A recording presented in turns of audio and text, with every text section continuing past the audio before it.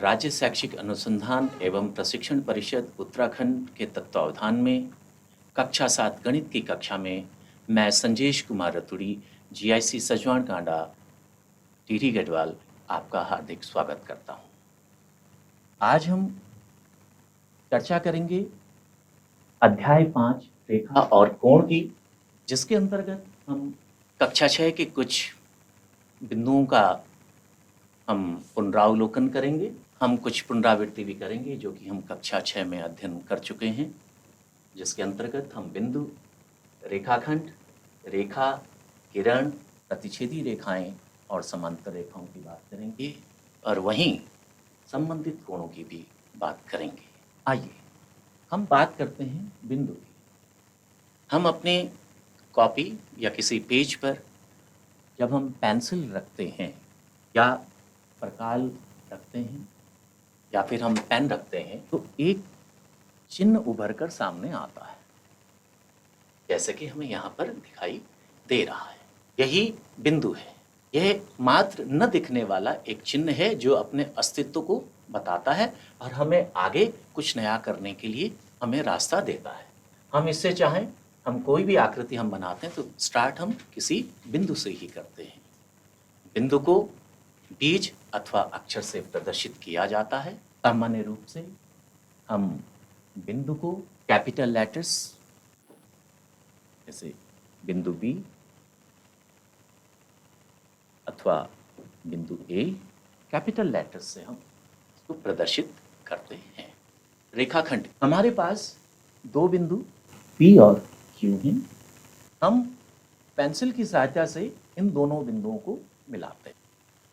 हमने बिंदु पी और क्यू को मिलाया तो यहाँ पर एक आकृति हमारे सामने बन गई है, जिसे हम रेखाखंड कहते हैं।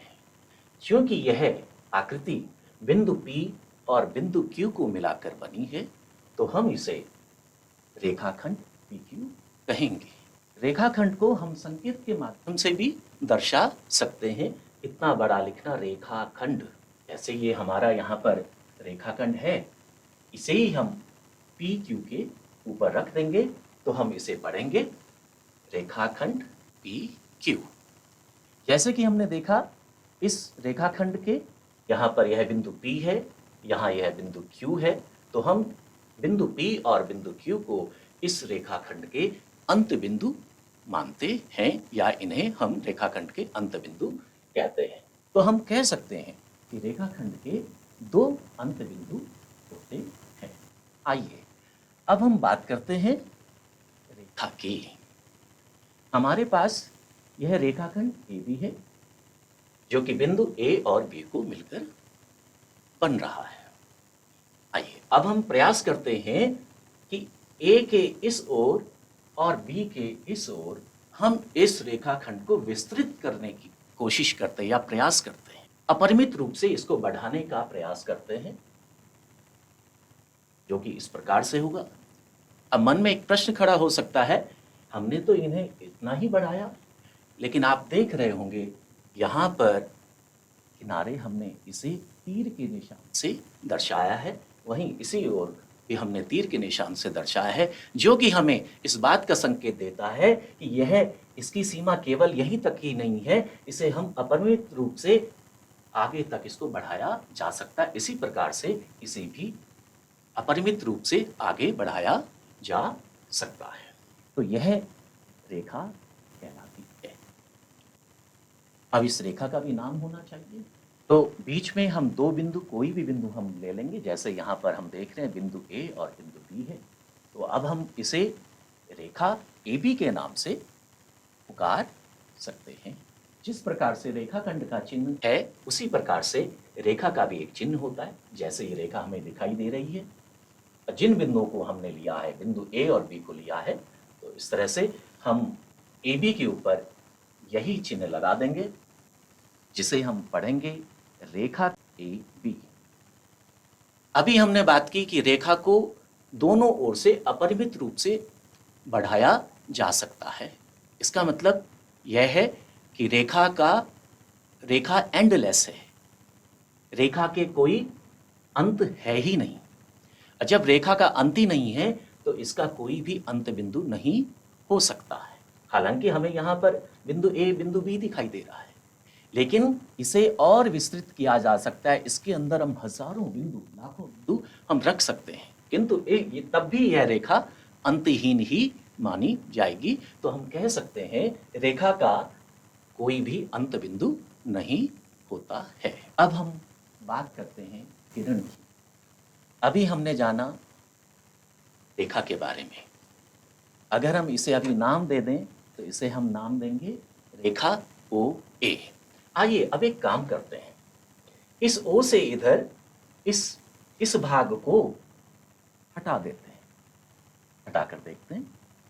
अब देखिए एक नई तरह की आकृति हमारे सामने हमें मिल गई, जो हमें यह बता रही है कि इसकी शुरुआत हो रही है यहां से और ये बढ़ रही है ए की दिशा में। इसे हम किरण कहेंगे। ये बिंदु ओ किरण का प्रारंभिक बिंदु कहलाएगा, और जो ए बिंदु है यह बिंदु एक कोई अन्य बिंदु है, इसे हम कहेंगे किरण ओ ए।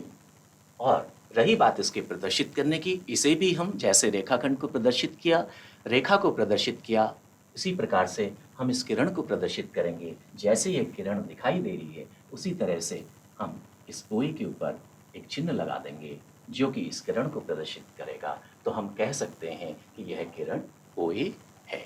यह किरण का प्रारंभिक बिंदु है और यह एक अन्य बिंदु है। अगर हम यहाँ पर ए के स्थान पर, ए के बगल में हम यहाँ पर पी बिंदु ले लेंगे, तब भी हम इसे किरण ओ पी पढ़ेंगे। अगर हम यहाँ पर डी बिंदु ले लें तो ओ, इसका प्रारंभिक बिंदु ओ ही है, इनिशियल पॉइंट ओ ही है, तो हाँ अब हम इसे किरण ओ डी पढ़ेंगे। आइए अब हम देखते हैं, हमने रेखाखंड के बारे में जान लिया, रेखा के बारे में जान लिया, किरण के बारे में जान लिया। अब हमारे लिए एक प्रश्न है कि दी गई आकृति में निम्न के नाम लिखिए। सबसे पहला है हमें 5 बिंदुओं के नाम लिखने हैं। आइए प्रयास करते हैं। 5 बिंदु हम यहां पर देख रहे हैं। एक बिंदु डी है, एक बिंदु इसी प्रकार से एक बिंदु ओ है, एक बिंदु बी है और एक बिंदु सी है। 5 बिंदु। अब हम अगली बात करते हैं एक रेखा की। वैसे तो अगर देखा जाए यहां बहुत सारी रेखाएं हैं। चलिए सबसे पहले हम बहुत सारी रेखाओं की बात कर लेते हैं, उसके बाद हमारी इच्छा है हम जिस रेखा को चुनना चाहें। बस एक बात का हमें ध्यान रखना है, हमें रेखा का मतलब है कि दोनों ओर से अपरिमित रूप से यह बढ़नी चाहिए। हम ले लेते हैं इस रेखा में डी और बी, एक तरह से हम कहेंगे यह रेखा बी। एक तो ये हो गया। अब अगर हम इस तीर के निशान को मौजूद रखें तो इसे हम रेखा डी ई भी कह सकते हैं। ये यहीं तक नहीं है, ये आगे बढ़ रही है, तो इसे हम रेखा डी ई भी पढ़ सकते हैं। इस प्रकार से डी ओ, रेखा डी ओ, प्रकार से रेखा ओ बी, फिर रेखा बी ई। तो हम देख रहे हैं कि हम कई प्रकार से यहाँ रेखाओं के नाम लिख सकते हैं। हमारी इच्छा है, हमें केवल एक लिखने के लिए कहा गया है तो हम केवल एक का नाम भी लिख सकते हैं। आइए अब हम बात करते हैं 4 किरणें। वो 4 किरणें कौन कौन सी हैं? जैसे कि हम पहले कह चुके हैं, किरण का आरंभिक बिंदु होता है, अंत बिंदु नहीं होता है। हम कहीं से भी आरंभ कर सकते हैं। आइए डी से आरंभ करते हैं, तो डी बी को भी लिया जा सकता है। किरण डी बी, हम ई को प्रारंभिक बिंदु मान लेते हैं और फिर फिर हमें हमारे लिए यह ईवी भी एक किरण हुई। ओ सी, यह भी एक किरण है। ओ आरंभिक बिंदु है और यह सी की ओर अपरिमित रूप से आगे बढ़ रही है। इसे हम किरण ओ सी कहेंगे। इस प्रकार से हम यहाँ पर और किरणों के भी नाम लिख सकते हैं। अब हम बात करते हैं 5 रेखाखंडों। रेखाखंड का मतलब रेखा का एक बीच का हिस्सा। बस हमें यह ध्यान रखना है कि रेखाखंड के एंड पॉइंट्स होते हैं, अंत बिंदु होते हैं, जबकि रेखा के नहीं होते हैं। तो रेखाखंड डीई, रेखाखंड डीई, रेखाखंड डीओ, रेखाखंड ईओ, रेखाखंड ओबी। इस प्रकार से हम और रेखाखंड के नाम लिख सकते हैं। मुझे लगता है अब हमारे मन में रेखाखंड, रेखा, किरण के बारे में कोई भी संशय नहीं रहना चाहिए। आइए अब अगले प्रश्न की ओर चलते हैं। प्रश्न है, एक बिंदु से कितनी रेखाएं खींची जा सकती हैं? ये बिंदु है, इस बिंदु से हम कितनी रेखाएं खींच सकते हैं? आइए प्रयास करते हैं। एक रेखा तो हमने खींची, क्या दूसरी रेखा खींची जा सकती? प्रयास करते हैं। खींच गई, और देखते हैं। खींच गई, और देखते हैं। खींच गई, हमने देखा खींची जा रही है। तो हम क्या समझे इसका मतलब? क्या इस बिंदु से होकर जाने वाली 10 रेखाएं खींची जा सकती हैं? तो शायद 100 भी खींची जा सकती होंगी। का मतलब क्या हुआ कि हम खास एक बिंदु से अनगिनत रेखाएं खींच सकते हैं। आइए अब एक नया प्रश्न है, दो बिंदुओं से कितनी रेखाएं खींची जा सकती हैं? आइए सबसे पहले दो बिंदु देखते हैं। एक बिंदु यह है और एक बिंदु यह है। ये हमारे पास दो बिंदु है। अब हमने ऐसी रेखाएं खींचनी है कि जो कि इन दोनों बिंदुओं से होकर जाए। शर्त यही है। प्रयास करते हैं।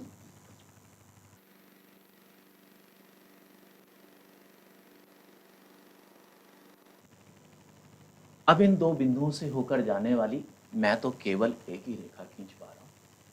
अब आप बताइए कितनी रेखाएं खींची जा सकती हैं? शायद आप लोगों का उत्तर भी होगा केवल और केवल एक रेखा खींची जा सकती है। तो हम कह सकते हैं दो बिंदुओं से केवल और केवल एक रेखा खींची जा सकती है। आइए अब हम बात करते हैं एक से अधिक रेखाओं की। हमारे पास ये दो रेखाएं हैं।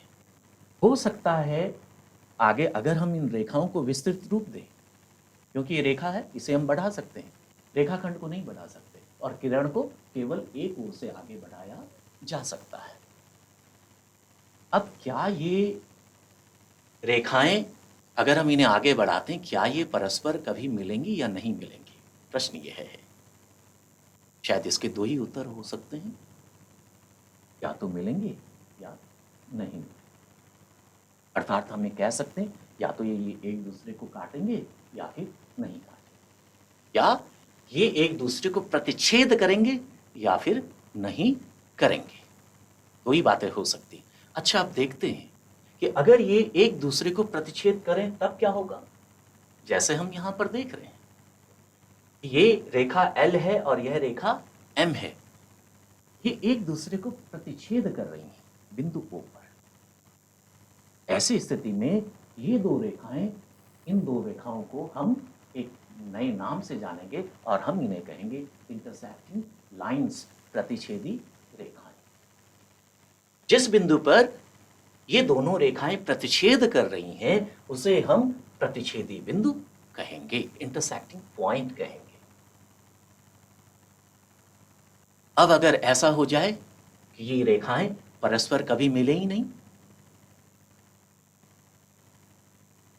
अगर ये रेखाएं परस्पर कभी न मिलें, अर्थात इन दोनों के बीच की दूरी सदैव समान हो, अगर हम रेखा L की दूरी M से मापना चाहें, यहाँ इस बिंदु से दूरी वही हो, इस बिंदु से दूरी वही हो, तो हम कह सकते हैं कि ये रेखाएं क्या हैं, परस्पर समांतर हैं। जिस प्रकार से हमने देखा कि हर यहाँ पर रेखा का चिन्ह देखा, रेखाखंड का चिन्ह देखा, किरण का चिन्ह देखा, तो यहाँ पर यह जो चिन्ह हम देख रहे हैं, यह चिन्ह, इस प्रकार का चिन्ह, यह प्रदर्शित करता है समांतर होने को। अर्थात हम कह सकते हैं रेखा L समांतर M। ये तो थी समांतर रेखाएं। आइए अब हम जांच करते हैं, ये दो रेखाएं हैं, हम जांच करते हैं कि क्या ये दो रेखाएं समांतर हैं या फिर प्रतिच्छेद करेंगे एक दूसरे को, देखते हैं। अब इसका क्या तरीका है? इसका यही तरीका है कि हम इन दोनों के बीच की दूरी को ज्ञात करें। और जब हम इनके बीच की दूरी ज्ञात करने की बात करते हैं तो कम से कम हमें दो बिंदुओं से इन दोनों रेखाओं के बीच की दूरी ज्ञात करनी है। जैसे कि हम देखते हैं, हमने यहाँ से इसकी दूरी ज्ञात करने की कोशिश करी और दो बिंदुओं से हमने इन दोनों रेखाओं की दूरी ज्ञात करने की कोशिश करी और हमने पाया यहाँ पर इन दोनों रेखाओं के बीच की दूरी 5 सेंटीमीटर थी। वहीं दूसरी ओर इन रेखाओं के बीच की दूरी भी 5 सेंटीमीटर थी। तो ऐसी स्थिति में जैसा कि हमने कहा, वे दो रेखाएं जिनके बीच की दूरी सदैव समान होती है या जिनके बीच की लांबिक दूरी सदैव समान होती है, ऐसी रेखाएं समांतर रेखाएं कहलाती हैं। तो हम यहाँ पर कह सकते हैं कि यह रेखा और रेखा M परस्पर समांतर है, या फिर चिन्ह की अगर हम मदद ले लें, L समांतर M। आइए अब हम बात करते हैं कोण की, जो कि हमारे इस अध्याय का एक मुख्य हिस्सा है। कोण, जब दो किरणें एक दूसरे को मिलती हैं, जैसे कि हम यहाँ पर देख रहे हैं, ये किरण OB है और किरण OC है, ये परस्पर एक दूसरे को यहाँ पर मिल रही हैं, तो इन दोनों के बीच में एक कोण का निर्माण होता है, जो कि एक घुमाव के रूप में हम देख रहे हैं।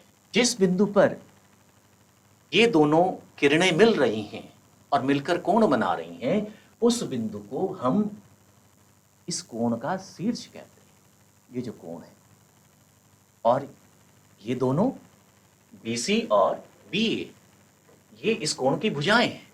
अब रही बात हमें इस कोण को नाम देने की, तो हम इसे नाम दे सकते हैं कोण ABC, या फिर हम इसे नाम दे सकते हैं कोण CBA। जैसे कि हमने रेखा, समांतर रेखा या रेखाखंड, किरण के चिन्हों से इनको प्रदर्शित किया, इसी प्रकार से हम कोण को भी एक विशेष चिन्ह के द्वारा प्रदर्शित करते हैं। वह चिन्ह होगा यह। और अब अगर हम इस कोण को लिखना चाहें चिन्ह के साथ, तो हम लिखेंगे इस प्रकार से कोण ABC या कोण CBA। हमें कोण का नाम लिखते समय एक बात का ध्यान रखना होता है कि शीर्ष को हमेशा बीच में ही लिया जाता है। आप देख रहे होंगे यहाँ पर मैंने कोण ABC लिया है और कोण CBA लिया है। फिर A और C इनको हम आगे रखें पीछे रखें कोई फर्क नहीं पड़ता है, लेकिन शीर्ष बीच में होना चाहिए। अब हम बात करते हैं संबंधित कोणों की। दो कोणों की हम बात करेंगे और दो कोण ऐसे कोण होंगे जिनका आपसी संबंध होगा, जिनके बीच में रिलेशन होगा। सबसे पहले हम बात करते हैं पूरक कोण की। हमारे पास यहाँ चित्र में दो कोण दिखाई दे रहे हैं। एक कोण है जिसकी माप 30 अंश है और दूसरा कोण है जिसकी माप 60 अंश है। अगर हम इन दोनों कोणों को जोड़ते हैं, 30 अंश और 60 अंश को जोड़ते हैं, तो हमें प्राप्त होता है 90 अंश। ऐसी स्थिति में जब इन दोनों कोणों के बीच का संबंध 90 अंश का है, अर्थात इसको जोड़ के इन दोनों को जोड़कर हमें 90 अंश प्राप्त होता है, ऐसी स्थिति में हम इन दोनों कोणों को, इसको और इसको, इन दोनों कोणों को पूरक कोण कहेंगे। तो जब दो कोणों की मापों का योग 90 अंश होता है तो वे दो कोण पूरक कोण कहलाते हैं। ये दोनों कोण पूरक कोण कहलाते हैं और इनका एक आपसी रिश्ता भी रहता है। ये एक दूसरे के साथ इनका संबंध रहता है और ये दोनों एक दूसरे के पूरक कहलाए जाते हैं। 30 अंश का पूरक 60 अंश और 60 अंश का पूरक 30 अंश। पूरक कोणों का प्रत्येक कोण एक दूसरे का पूरक कहलाता है। अर्थात अब हम दूसरी तरह से समझते हैं, 30 अंश का पूरक, हम तो कह चुके हैं कि 30 अंश और 60 अंश पूरक कोण होते हैं। अगर हमें अब ये कहें कि 60 अंश का पूरक कौन, तो 60 अंश का पूरक 90 में से घटाकर मिल जाएगा हमें, क्योंकि हम यह बात पहले कह चुके हैं, पूरक कोण वे दो कोण जिनकी मापों का योग 90 अंश होता है। 90 अंश में से हम 60 अंश घटाएंगे, हमें 30 अंश प्राप्त होगा।